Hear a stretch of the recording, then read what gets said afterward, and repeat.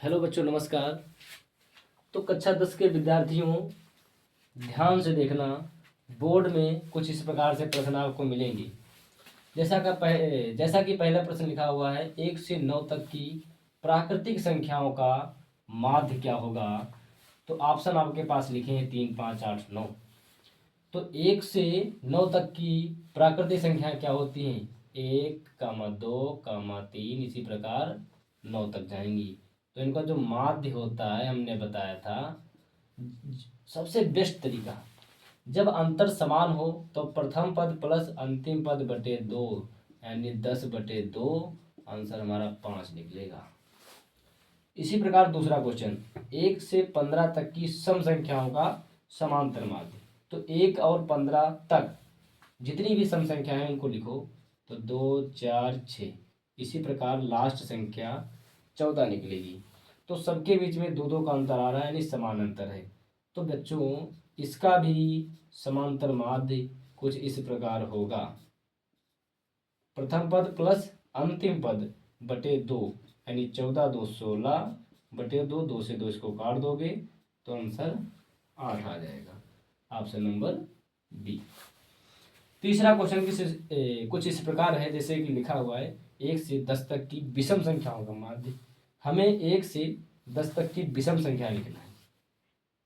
तो विषम संख्या है, पहली ही विषम संख्या है 1, 3, 5 डॉट डॉट डॉट 9, यानी 1 से 10 तक की जो विषम संख्याएं होंगी ये इतनी निकलेंगी।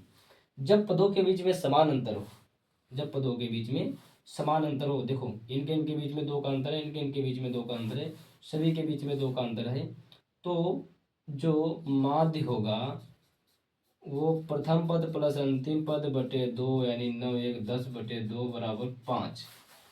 5 कैसे आया? 2 1 2, 2 5 10।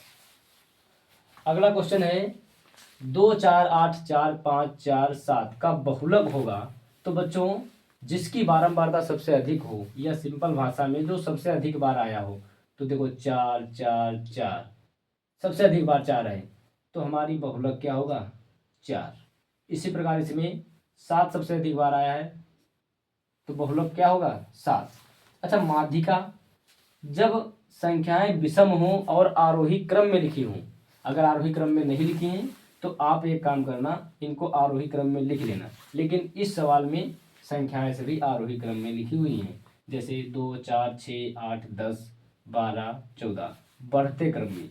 तो हम गिनते हैं 1, 2, 3, 4, 5, 6, 7, यानी विषम संख्याएं हैं। जब विषम संख्याएं हों तो दोनों तरफ की समान संख्याओं को हटा दो और जो बीच वाली संख्या बचे वही तुम्हारा आंसर हो जाएगा।